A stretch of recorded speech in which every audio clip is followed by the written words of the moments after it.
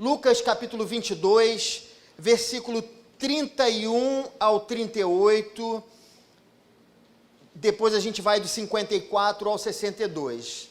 É o seguinte, Lucas capítulo 22, 31, o resto vai na minha, tá bom? Eu vou indicando a vocês o que vocês devem fazer. Se não é muito número, a gente se confunde. Eu, por exemplo, me confundo com números, né?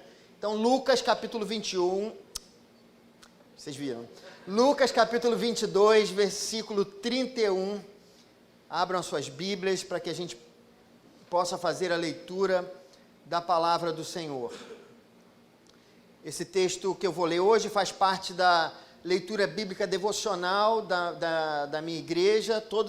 A minha igreja tem lido a palavra do Senhor. Todo dia nós lemos um capítulo. Já lemos a Bíblia toda em 2 anos. Estamos no nosso segundo ciclo de leitura. Todos os dias de manhã, eu acordo às 4 da manhã, a gente lê 5 capítulos do Novo Testamento de segunda a sexta-feira.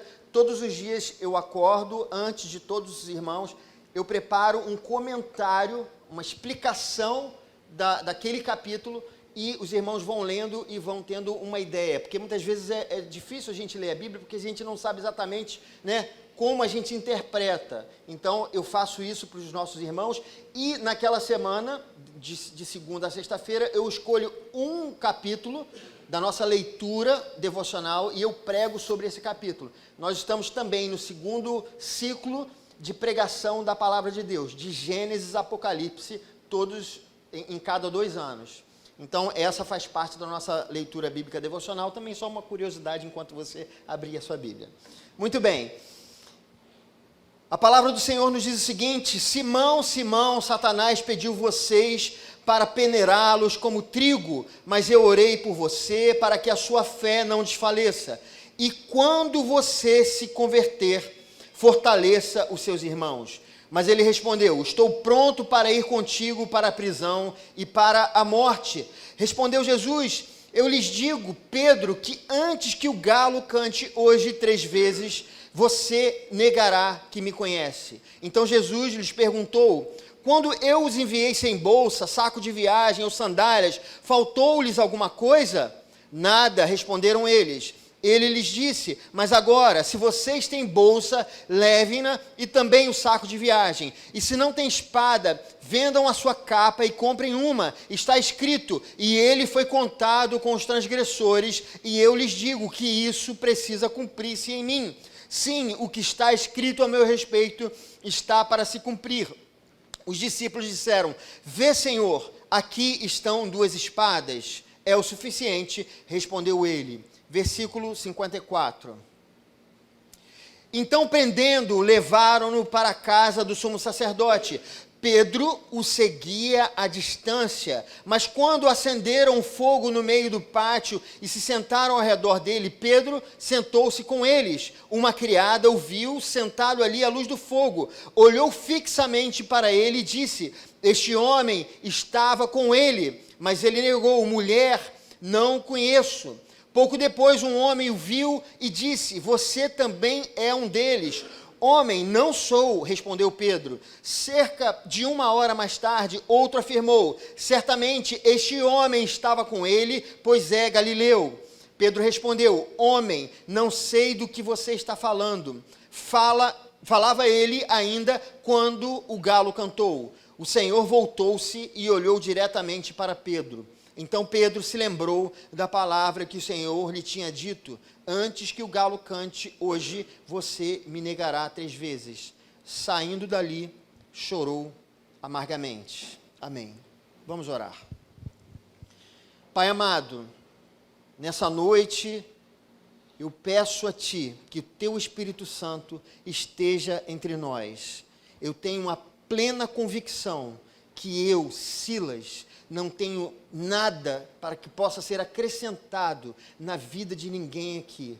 Mas nesse momento eu peço que o Senhor me use como seu instrumento. A sua palavra, ela é poderosa para transformar os corações e as mentes de todos que estão aqui, inclusive a minha mente e o meu coração. Eu peço, Senhor, que o Teu Espírito Santo ilumine as nossas mentes nesse momento e que a gente possa sair daqui transformado pela ação do Teu Espírito. Nós oramos assim, no nome de Jesus. Amém e amém. Eu vou pedir para o pessoal do som abaixar um pouquinho o meu microfone, porque eu falo um pouquinho alto e eu não quero que ninguém fique irritado com minha voz, porque mais importante é a palavra de Deus, a gente precisa ouvir a palavra de Deus e não pode prestar atenção no pregador. E a voz alta incomoda, eu sei, eu trabalho com áudio, eu sei como isso acontece. Amados, havia no passado uma profissão que é um tanto quanto incomum para nós, né, nos dias de hoje, que eram as chamadas as carpideiras. Essa é uma profissão muito antiga e que consistia em mulheres que eram contratadas para chorar nos enterros.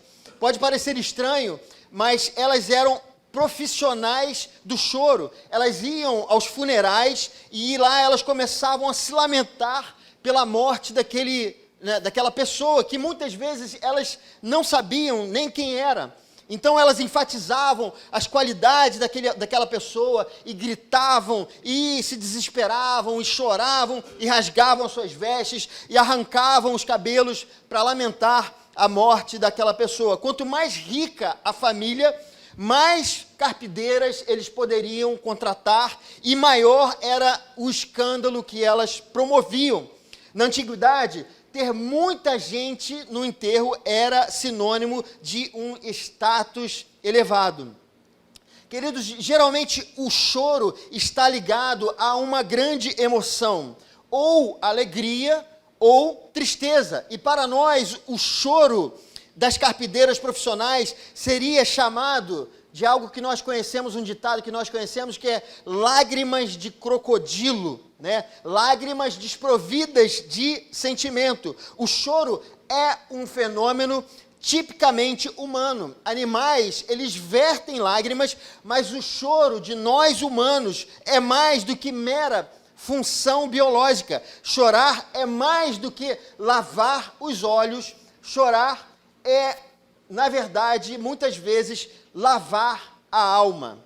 E sendo Jesus o Deus encarnado, ele também experimentou essa sensação. Ele era homem e ele era Deus. E sendo homem, ele experimentou aquilo que nós experimentamos, a tristeza. João, o apóstolo, ele nos mostra isso no seu evangelho, no capítulo 11, versículo 3, quando diz que Jesus chorou. E Jesus chora exatamente no momento em que ele percebe que Lázaro, o seu amigo, estava morto. Mas não foi o único choro de Jesus. O Evangelho de Lucas também, no capítulo 19, nos diz que quando Jesus chegou em Jerusalém, ele olhou para aquela cidade que era tão simbólica para o povo de Israel, para o povo judeu, e ele viu que essa cidade estava virando as costas para o seu Salvador, o Messias que eles tanto aguardavam, e por isso Jesus chorou também. Mas Jesus não foi o único a chorar. Nós temos, por exemplo, no Antigo Testamento, Ana, ela experimentava uma tristeza muito grande, seria a mãe de Samuel, e a Bíblia nos fala que ela chorava também por conta da tristeza que ela vivia. Mas Jesus, no Novo Testamento, não foi a única pessoa a chorar. Lucas nos diz que Pedro, após ter negado Jesus três vezes, saiu e chorou amargamente. Mas há uma ênfase nas palavras de Lucas que são muito interessantes. Essa ênfase, na verdade, é muito interessante. Ele diz que Pedro chorou amargamente. Não era, irmãos, choro de carpideira, não eram lágrimas de crocodilo.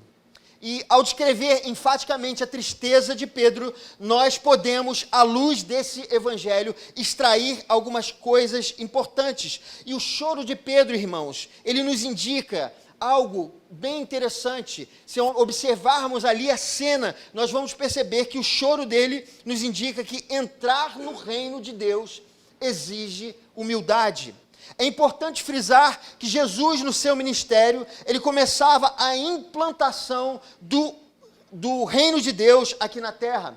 Muitos aguardavam o Messias e aguardavam o início desse reinado. No entanto, o reinado que Jesus fazia, que estava implantando, era completamente diferente. Eles achavam que o reinado de Jesus seria algo parecido com aquilo que eles viam no Império Romano. Um reinado, um reino onde ele seria poderoso, seria forte, teria muitos e muitos soldados à sua disposição e conquistaria reinos. Mas o reino de Jesus era completamente diferente.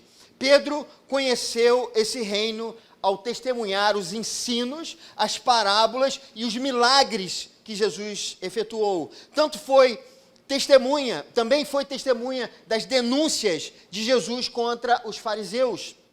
Jesus afirmava que os fariseus, eles confiavam na sua própria justiça e desprezavam as outras pessoas. Jesus, por exemplo, ele conta a parábola do fariseu e do publicano para ratificar e demonstrar o pecado do orgulho de seus corações. Eles eram orgulhosos, eles olhavam para as demais pessoas e diziam assim: Deus, eu te agradeço, porque eu não sou como os outros homens, ladrões, corruptos, adúlteros, nem mesmo como este publicano. Logo depois, Jesus usa as crianças para mandar um recado para esses fariseus e também para os seus discípulos no versículo 18, no capítulo 18, versículo 17. Jesus diz: quem não receber o reino de Deus como uma criança, nunca entrará nele. A humildade é a referência do reino de Deus. E pasmem, queridos, Pedro não era assim como Jesus falava. Pedro se assemelhava aos fariseus. Ele não era como uma criança. Pedro era alguém altivo. Ele estava disposto a pegar em espada para lutar. Ele feriu a orelha do soldado, conforme nos diz o Evangelho de João. Ele estava disposto a não se submeter a ninguém. Esse Pedro, ele não estava pronto para entrar no reino. As portas do reino de Deus estavam cerradas para Simão. No meio do seu caminho, Pedro encontrou uma pedra que não conseguia mover, uma força que não conseguia vencer, algo que o levou a ficar com medo a ponto de negar a inconsequente promessa que ele havia feito para Jesus no versículo 35. Estou pronto para ir contigo para a prisão e para a morte. Essa foi a sua promessa. Seu choro revelou a sua arrogância. Ele se achava pronto, mas diante da morte, Pedro recuou, sua arrogância foi derrotada. Uma outra coisa, queridos, que o choro de Pedro nos indica, que para entrar no reino é necessário rendição e entrega à vontade divina. Os fariseus, certa vez, eles perguntaram para Jesus: com que autoridade estás fazendo essas coisas? Quem te deu autoridade? Jesus estava pregando como eles não conseguiam pregar. Jesus estava curando as pessoas no sábado.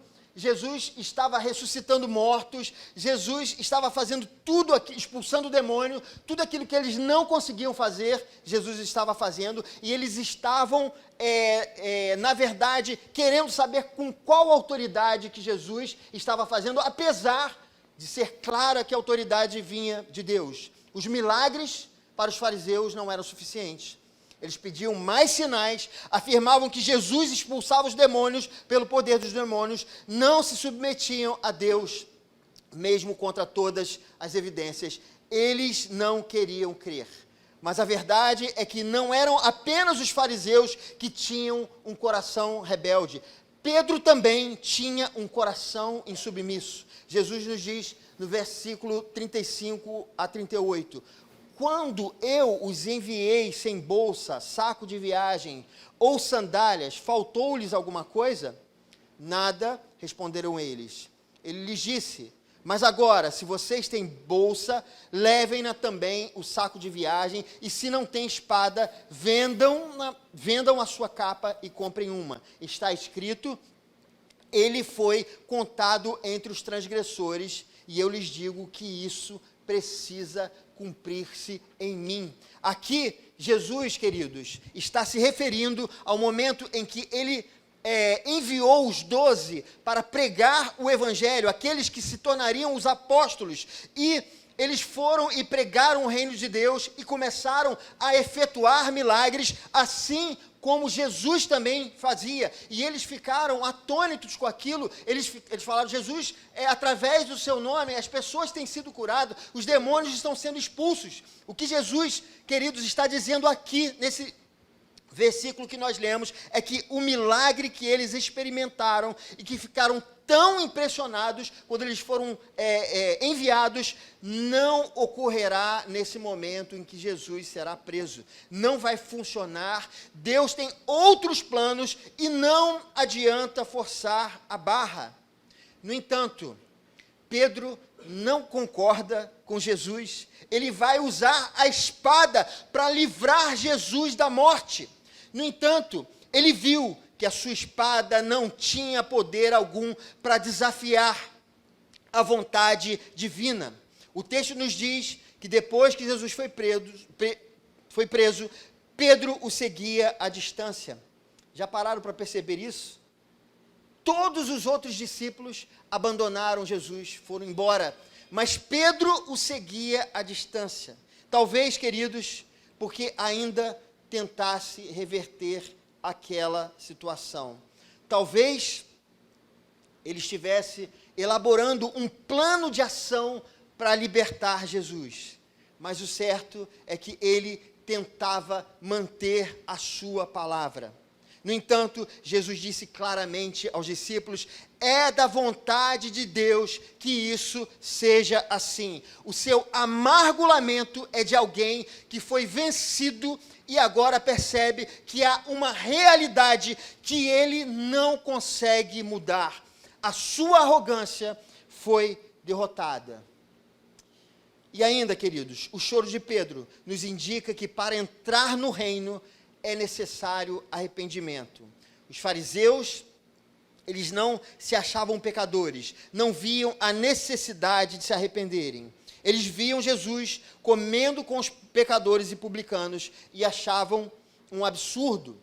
Afinal, eles se achavam superiores, mais espirituais e livres dos pecados pela força da própria índole.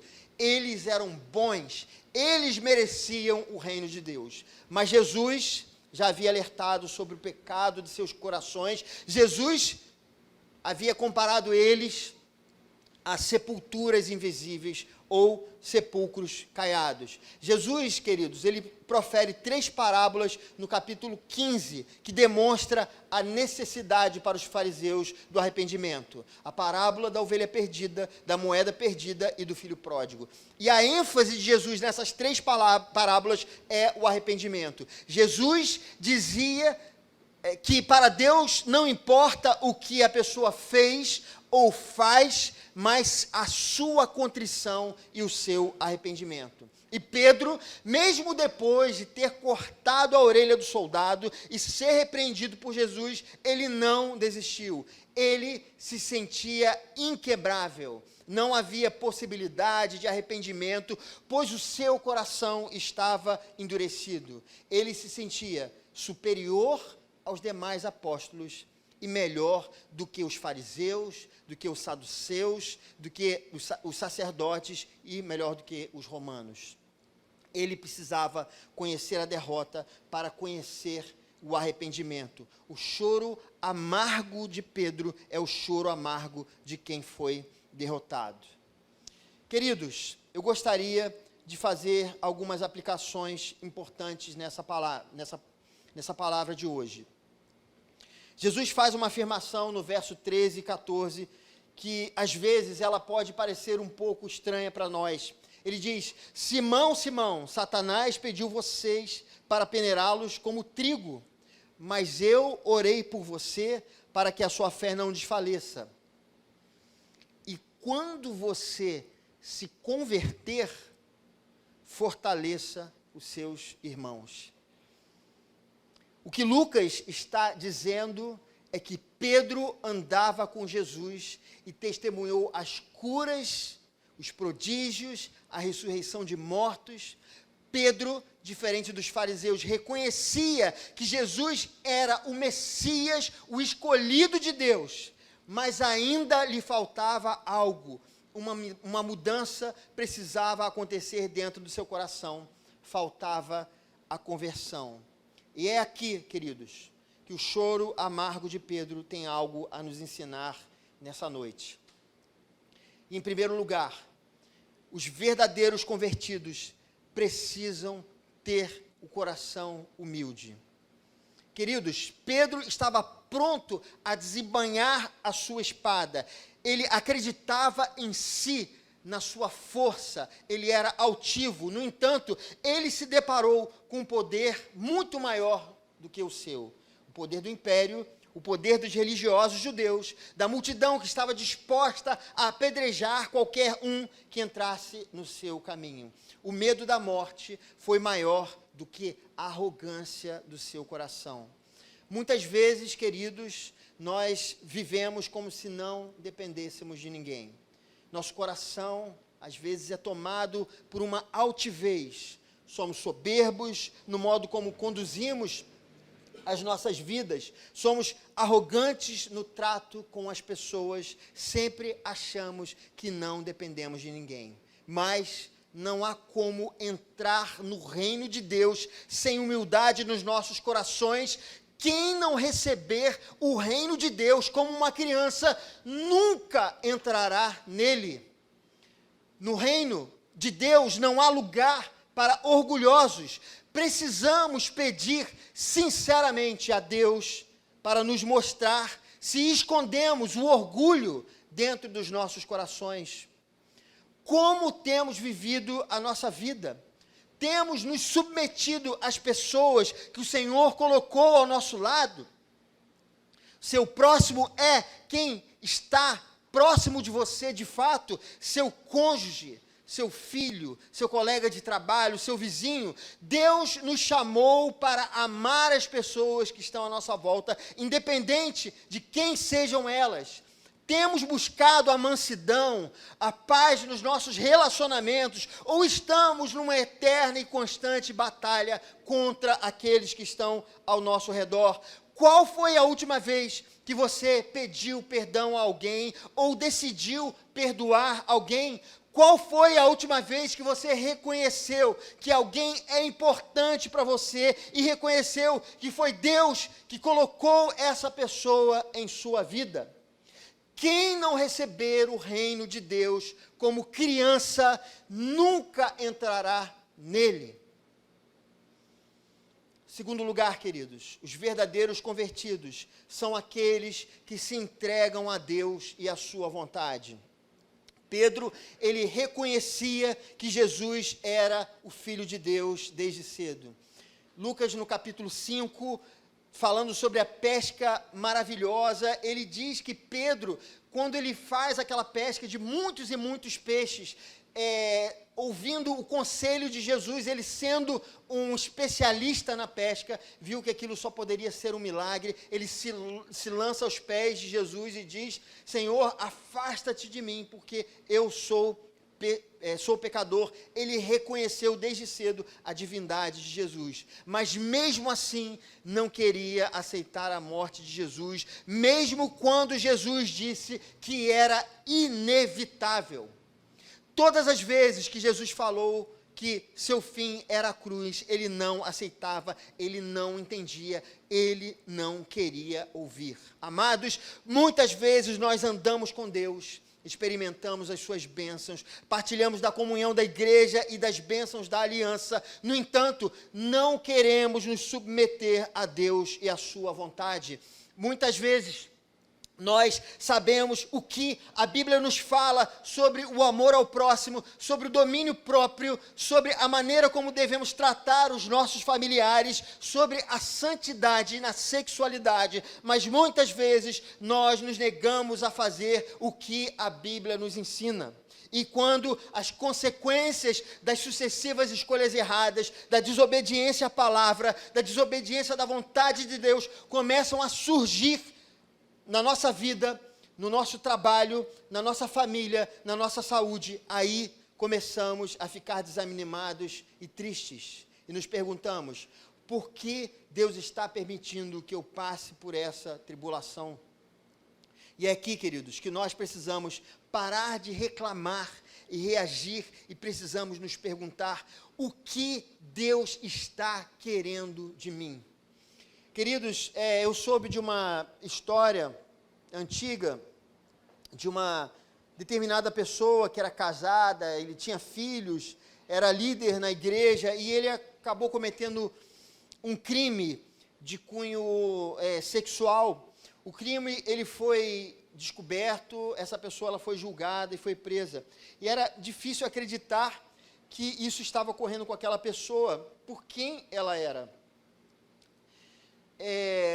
Mas a verdade, irmãos, é que o que levou essa pessoa à prisão não foi o pecado sexual, aquilo era apenas a ponta de um iceberg. Na verdade, o problema estava dentro dele.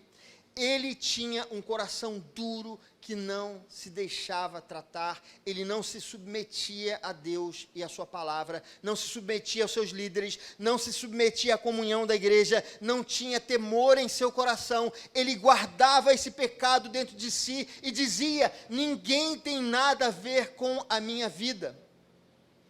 O coração dele estava endurecido, mesmo andando ao lado de Jesus.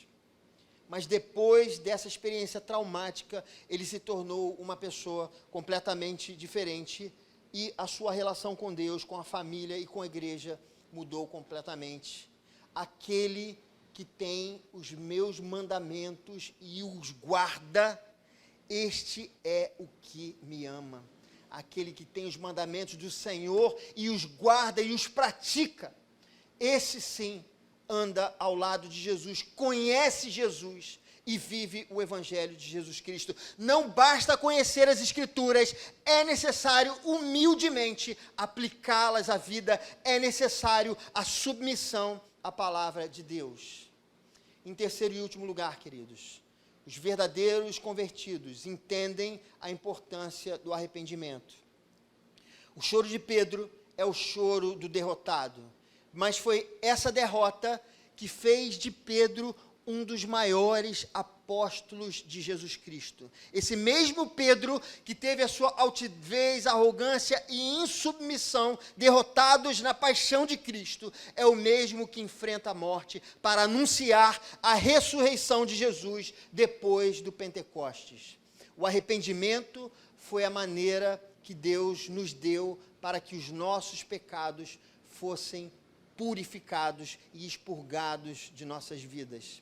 Aquele que não se arrependeu, ainda não encontrou a salvação, está procurando entrar no reino de Deus como os fariseus ou como Pedro antes da sua conversão, por intermédio dos seus méritos. Como nos diz o salmista Davi, que diz, não te deleitas, Senhor, em sacrifícios, nem te agradas em holocaustos, senão eu os traria. Os sacrifícios que agradam a Deus são um espírito quebrantado, um coração quebrantado e contrito, ó Deus, não desprezarás. Sem arrependimento de pecados, não há salvação.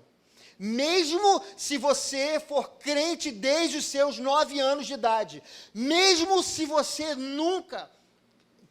que você nunca tenha matado, roubado ou se prostituído, é necessário arrependimento, queridos.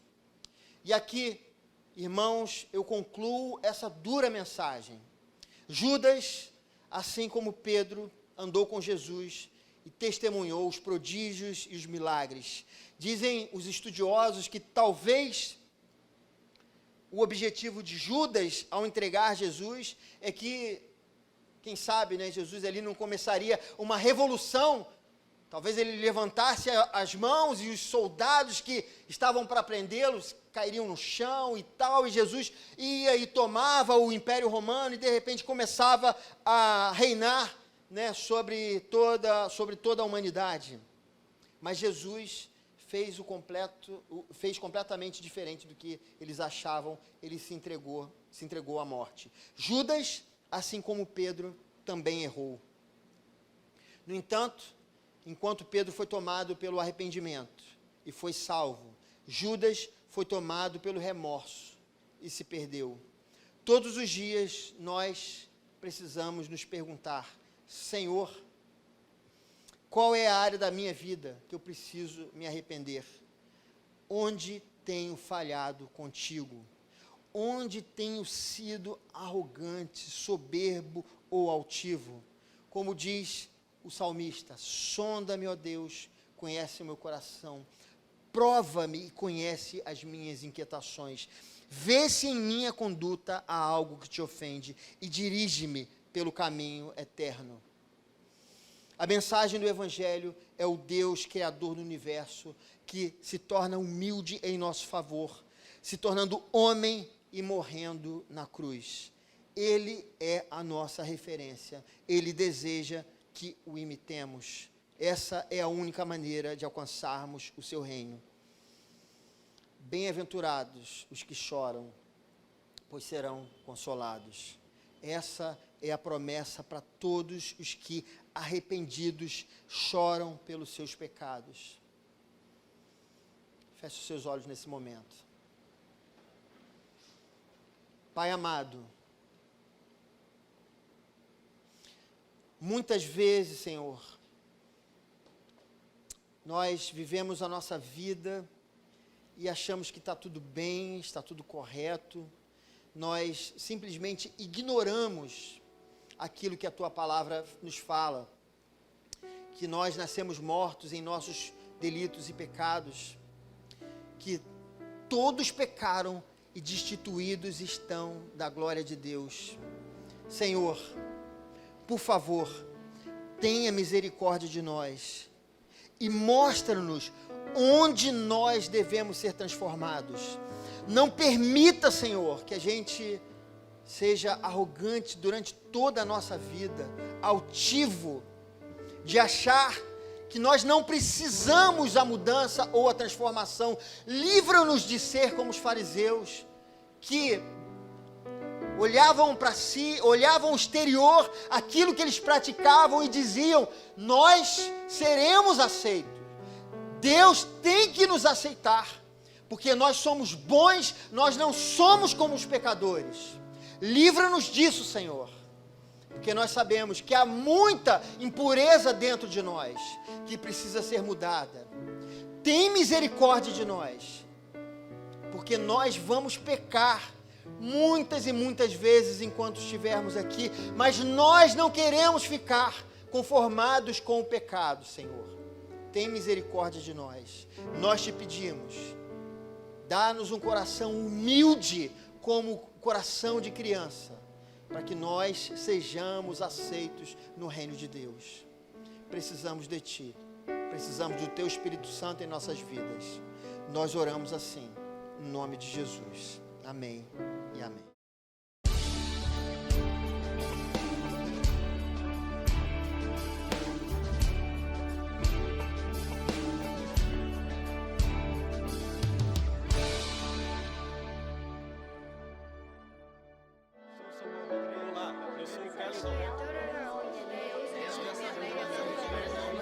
Igreja Presbiteriana do Brasil, há 160 anos, abençoando a nação brasileira.